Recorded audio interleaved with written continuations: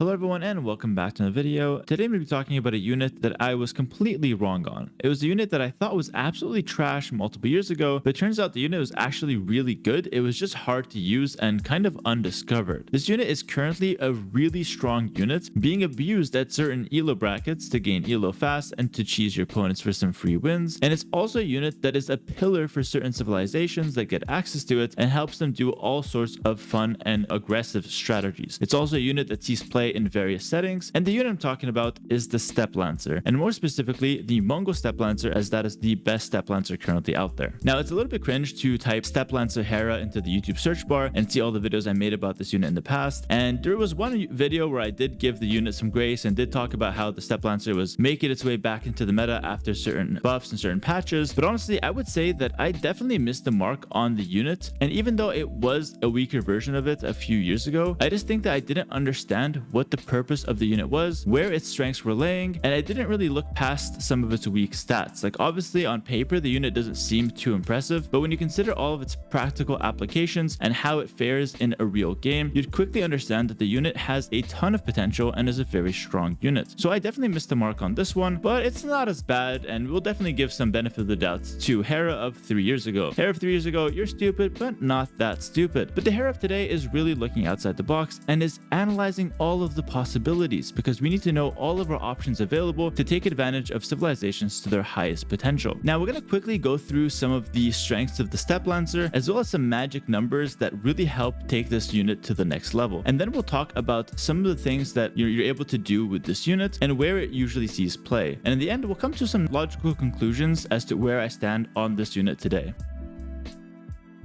So number one, it is probably the best raiding melee unit in the entire game. The only one I can think of is like maybe Gebetto and Mameluke, but those are ranged units. They just deal melee damage. So like a unit, I mean, Steppe Lancer technically has one range, but you know what I mean. The Steppe Lancer is a really strong raiding unit. And the reason is because all of the Steppe Lancers can attack at the same time. It's not like a knight that needs to hit, then the one behind has to run forward and then get a hit. Steppe Lancer, all of them can hit at the same time, essentially one-shotting villagers. It acts as a ranged unit, even though it only has one range. You just have to walk up, take the hit, and then run. What's really cool is that you can one-shot villagers with just 5 Steppe Lancers, and unfortunately you need iron casting, not just forging, to make it a 4 Steppe Lancer to one-shot one villager, and I don't think getting iron casting is that worth it before you just add a 5th Steppe Lancer. So for me, the magic number is 5 Steppe Lancers per raiding group, running around your opponent's base and one-shotting villagers. It's not just that though. The Steppe Lancer has a really fast movement speed. It actually moves faster than a knight in the same speed as a camel, which is 1.45. So raiding with this unit is extremely easy. You can basically dodge all kinds of town center fire. You can dodge any kind of expo they might have, just run around their base and look for villagers. And because of your one range, you can easily close the gap with the fast movement speed and attack from one tile away, one-shotting villagers from the safety of that one tile gap and just running away with your fast movement speed again. Fast movement speed plus 1 range makes this unit incredibly deadly and the best raiding unit in the game, bar none except unique units basically. The second strength I want to talk about is just how easy it deals with its counter units. In fact, I would even argue that it doesn't really have any hard counters in the game. It has soft counters, things that do pretty well against it, but there's no unit, except again unique units, that destroy the Steppe Lancer. For example, let's take a look at some basic counters here. If you're dealing with pikemen, you can actually micro down pikes, and if you have really good micro, you can kill the pikes without the pikes getting a single hit on you. But even with average micro, you can run in, one-shot a pike and run out, only taking 1 or 2 hits. And if you do this multiple times, you're going to be really thinning out the pike army, and as always with the cavalry units, you can just run them back home and heal the weak ones. So pikemen are actually very ineffective at dealing with the Steppe Lancer. Sorry, Nilly. Okay, but pikemen aside, let's take a look at some other counters, like for example the camel. The camel has the same movement speed against the Steppe Lancer, so surely it's not bad. Well, it turns out the camel is actually like the best counter to the Steppe Lancer that you have available out of your soft counters, but even then it's not that great. Because of the low armor of the camel, the Steppe Lancers can actually 1 or 2 hit the camels quite easily. So similar to the pikes, you can actually 1 hit or 2 hit camels, run back only taking a few hits, and because you move at the same speed as the camel, you can once again run back your low HPs to the monks, monks, and when the camels get close to the monk, you start the conversion and they have to run back. So in a practical scenario, camels don't really do a great job against step lancers unless you have, a big massive camels to where you're just able to run the step lancer down and force them away from your base. Monks are also a decent soft counter, but step lancers actually perform quite well against monks because unlike knights that run up and have to take, multiple hits against the monk, the step lancers run up to the monk and one-shot it. Because with a group of 5 step lancers, you can run up to a monk and one-shot it even if it has sanctity. If it doesn't have sanctity, all you need is 3 step lancers with forging or 4 step lancers without. So really easy options to deal with monks, and as always, you have a fast movement speed, so you can always just run around from the monks. I also want to talk about something that is very relevant against monks. Knights have a very small line of sight. Step lancers have 2 line of sight extra compared to a knight, I believe, or maybe it's just 1 and I'm seeing things, but nonetheless they have more line of sight, so you can see the monks coming from further away, making the step lancer an even better option against the monk than the knight, which kind of gets hard countered by defensive monks. And of course, if pikemen, camels, and monks don't work, you're left with basically just knights if you don't have step lancer yourself from a stable, and archer units. Archer units and knights actually do pretty decently against step lancers, but it's hard to call them a counter since both of those units are actually expensive gold units themselves. So you're just going to be doing okay against step lancer, but the step lancer can easily run around you, 1-shot or 2-shot the knight as they run back and kite, similar to the camels, and they can still run around archers and aim for vills, and in mass they can definitely think about taking fights against large groups of archers if you so desire. So all that said, I don't think the step lancer has any hard counters, but it's definitely not unstoppable or broken in any means. A few units can do pretty well against it, as I mentioned. Now the third strength of the step lancer is probably the most impactful one, and I think it's what leads to step lancers winning a lot of games, especially in early Castle Age, and this is the fact that they can easily break through walls. I talk about this a lot in coaching, but the best thing you can do to gain an advantage in a 1v1 game is to get to Castle Age first. This lets you get to really powerful units and also add town centers, so you can get an advantage by either outbooming your opponent in the economy perspective or breaking your opponent's walls and killing their villagers in a military perspective. The way to counter that usually is just to wall up. If you're slower to castle, don't let the knights in, don't let the crossbows in, and kind of stay safe. And against knights, it's pretty easy to wall, and then if they attack your wall, re-wall. But against step lancers, it's not easy at all because they can easily break through palisade walls. Like, it's really, really quick how fast they go down. And when you try to re-wall behind the palisade wall, they can one-shot the re-wall because you're not putting enough HP on the house or the palisade wall that you're re-walling with your villager. And the step lancers, when you have like 6 to 10 of them stacked, they can easily put enough damage to break the villager that's trying, or to break the house before the villager builds it. In some cases, you can also kill the villager in between when he's trying to build the houses, if he's like in that diagonal area, which is really strange and can lead to a crazy snowball.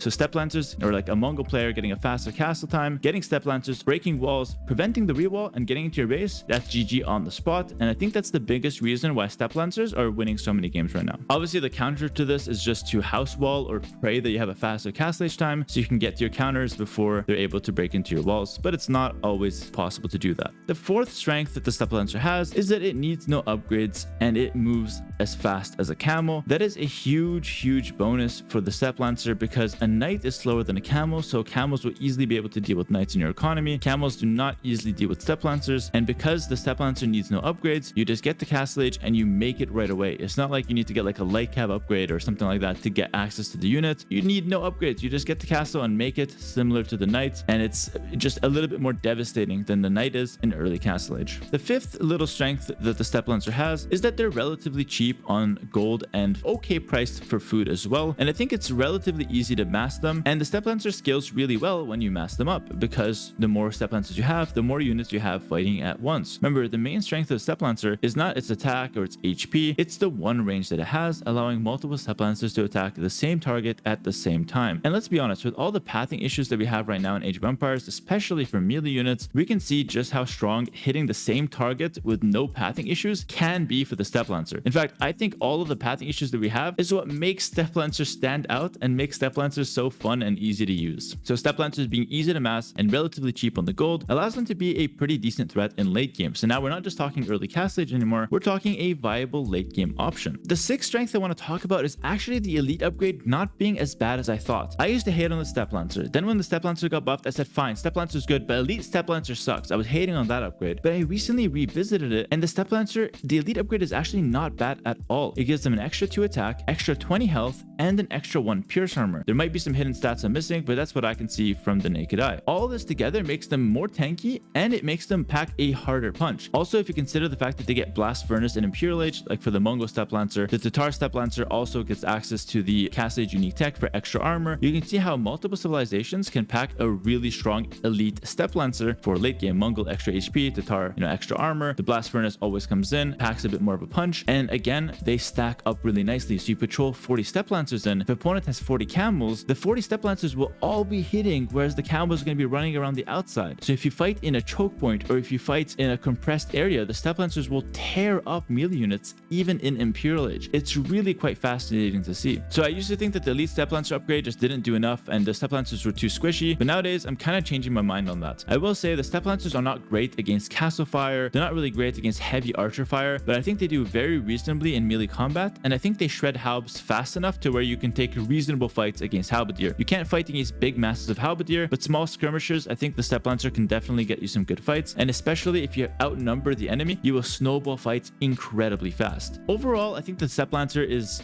an absolute beast of a unit, but I don't think it's like a problem or it's broken except for one area of the game, and this is the mid-elos that are abusing FC Step Lancer with Mongols. It's really an overpowered strategy, not essentially because of the Step Lancer itself. I think the Step Lancer is a really strong unit, but it feels more or less fair for the time being. But the Mongol Civ makes the unit a little bit too broken in that early castle window, because Mongols can lame in the early game if they want to with their higher line of sight scout. They can also develop really fast because they're gathering from boar and deer and hunt in general much quicker than other civilizations, and so they get a really fast castle time in most cases. And then fast castle with Step Lancers that have extra HP is basically a recipe for an all-in cheesy strategy that is catching a lot of mid-elo players and lower level players off guard and is beating them. I myself have lost to the strategy after getting lamed, and I think I lost to like a 2k1 player, which is again someone that I usually have a really good matchup against. But Mongol Step Lancer can definitely win games that you basically just don't really have a counterplay to it if you get lamed into Step Lancer. So I think that's the only aspect where I think that the unit is actually broken. I don't even know if there's a good solution to nerf it or anything like that, but definitely feeling good about the Step Lancer in general. I think it's a really solid unit, definitely one to keep on your radar, and I think it's not bad in late game scenarios as well, as I initially thought it was pretty bad in. I think late game Step Lancer is actually quite good right now. It's hard to tell if it's because of the bad pathing of other units or just because it's a really strong unit itself, but whatever it is, I think the Step Lancer is in a great spot and definitely worth making in late game scenarios, especially in pocket position in team games where you don't have Paladin like with Mongols and you don't have time to transition into Elite Mangudai, or maybe you just want a melee unit. Step Lancer is much better than Cavalier and much better than Hussar if you have the gold to afford it. Yes, it's better than Hussar. There you go, I said it. I still love the Hussar though. I want to end this video by saying that pros can definitely be wrong, and pros are wrong all the time. As you can see, the growth I've had as a player over the last 3 years has completely changed the way I think of this specific unit, and I actually see a lot of benefits to the Step Lancer now that I didn't see way back in the day. And I just want to continue to say that this is why I listen to a lot of the people that comment on YouTube, in Twitch chat. I don't think you need to be a pro to teach me or to teach a pro something that they might not have already known, or to put something on their radar that was before not of their concern. So definitely staying learning here, definitely updating my knowledge, and definitely revisiting topics if I felt like I definitely missed the mark on something and I want to kind of change the perspective or correct some of the mistakes I had in the past. Thank you so much for watching the video. I hope you guys enjoyed it, and yeah, like, comment, subscribe if you did, and I'll see you guys in the next one. Peace.